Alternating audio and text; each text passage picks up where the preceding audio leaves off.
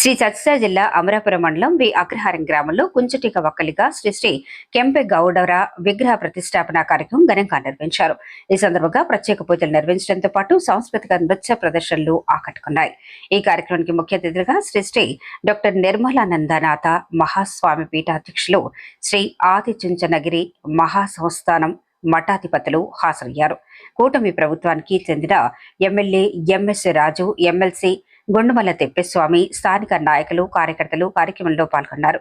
అలాగే వైఎస్ఆర్సీపీ నేత ఈరెలకప్ప, బీసీ రాష్ట్ర ఉపాధ్యక్షులు పులుకూరు కాంతరాజు, మాజీ మంత్రి హెచ్వి నలసేగౌడం కూడా హాజరయ్యారు.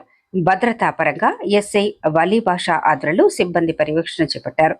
ఈ కార్యక్రమంలో గ్రామ ప్రజలు, మహిళలు పెద్ద సంఖ్యలో పాల్గొని విజయవంతం చేశారు. ನಿರ್ಮಲಾನಂದ ಸ್ವಾಮಿಯವರ ಪಾದಪದ್ಮಗಳಿಗೆ ನಮಸ್ಕರಿಸಿ ವೇದಿಕೆ ಮೇಲಿರ್ತಕ್ಕಂಥ ನಮ್ಮ ಕ್ಷೇತ್ರ ಶಾಸಕರಾದ MS ರಾಜು ಅವರಿಗೆ ಮತ್ತು ಪಕ್ಕದ ಕ್ಷೇತ್ರದ ವಿಧಾನ ಪರಿಷತ್ ಸದಸ್ಯರಾದಂಥ ಚಿದಾನಂದ ಗೌಡರಿಗೆ,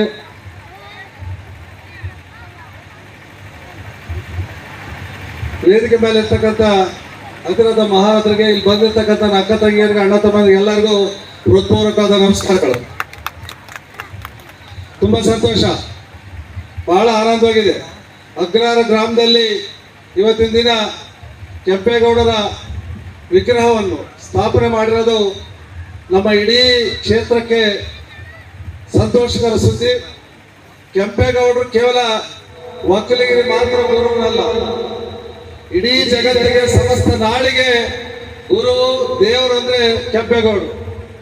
ಕಾರಣ ಇವತ್ತಿನ ದಿನ ಕೆಂಪೇಗೌಡರು ಏನಾದ್ರೆ ಬೆಂಗಳೂರು ನಿರ್ಮಾಣಕ್ಕೆ ಅಡಿಗಲ್ಲು ಹಾಕಿದಾರೋ, ಆ ಬೆಂಗಳೂರಿನ ಸಿಟಿನಲ್ಲಿ, ನಗರದಲ್ಲಿ ನಮ್ಮ ತಾಲೂಕಿನವರೇ ಸೇರಿದಂತೆ 40-50 ಸಾವಿರ ಜನ ಇವತ್ತಿನ ದಿನ ಬೆಂಗಳೂರಿನ ಜೀವನ ಮಾಡ್ತಿದ್ದಾರೆ.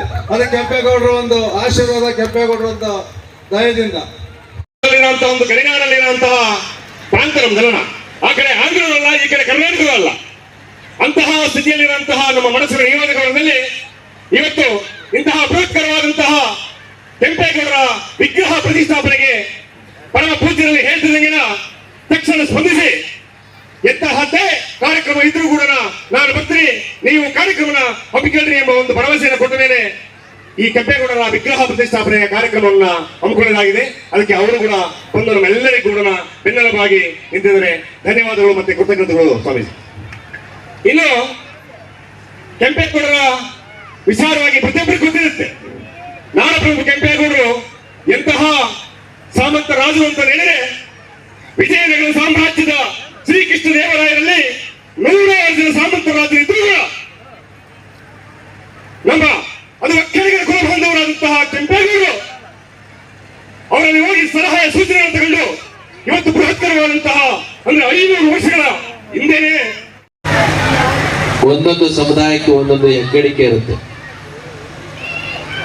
ಆದ್ರೆ ನಾವು ನೀವೆಲ್ಲ ಹುಟ್ಟಿರ್ತಕ್ಕಂಥ, ಜನಿಸಿರ್ತಕ್ಕಂಥ ಒಂದು ಸಮುದಾಯ ಉಂಟಲ್ಲ, ಆ ಸಮುದಾಯದ ಹೆಸರು ಒಕ್ಕಲಿಗ ಸಮುದಾಯ. ಬೇರೆ ಸಮುದಾಯಗಳು ಕಡಿಮೆ ಅಂತ ಹೇಳ್ತಾ ಇದೆ. ಭಗವಂತನ ಸೃಷ್ಟಿಯಲ್ಲಿ ಎಲ್ಲರೂ ಒಂದೇನೆ.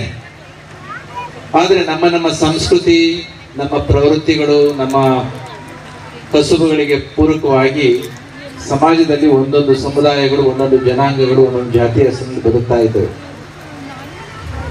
ಆದರೆ ಜಗತ್ತಿಗೆ ಮೂಲ ಕಸುಬು ಆಗಿರ್ತಕ್ಕಂಥ ಮತ್ತೆ ನಮ್ಮ ಹುಡುಗರು ಹೇಳ್ತಾ ಇದ್ರು, ಒಕ್ಕಲಿಗನೊಕ್ಕದಿದ್ದರೆ ಬಿಕ್ಕುವುದು ಜಗವೆಲ್ಲ. ಕಂಪ್ಯೂಟರ್ ಇಲ್ಲ ಅಂದ್ರೂ ನಡೆಯುತ್ತೆ, ಹೌದಾ? ಮೊಬೈಲ್ ಇಲ್ಲ ಅಂದ್ರೂ ನಡೆಯುತ್ತೆ, IT BT ಇಲ್ಲ ಅಂದ್ರೂ ನಡೆಯುತ್ತೆ. ಆದ್ರೆ ಉಣ್ಣಕ್ಕೆ ಊಟ ಇಲ್ಲ ಅಂದ್ರೆ ನಡೆಯೋದಿಲ್ಲ. ಅದಕ್ಕೆ ಹೇಳಿದ್ದು, ಒಕ್ಕಲಿಗ ಉತ್ತು ಬೆಳೆಲಿಲ್ಲ ಅಂತಂದ್ರೆ, ಆಹಾರ ಬರಲಿಲ್ಲ ಅಂತಂದ್ರೆ ಎಲ್ಲ ಅಳ್ತಾ ಕುತ್ಕೋಬೇಕಾಗುತ್ತೆ. ಅಂತಹ ಅನ್ನದಾತ ನಮ್ಮ ಶಾಸಕರು ಹೇಳ್ತಾ ಇದ್ರು, ಒಕ್ಕಲಿಗ ಬೇರೆಯವರಿಗೆ ಕೊಟ್ಟು ಅಭ್ಯಾಸನೇ ಹೊರತು ಬೇಡಿ ಅಭ್ಯಾಸ ಇಲ್ಲ ಅಂತ, ಹೌದಾ?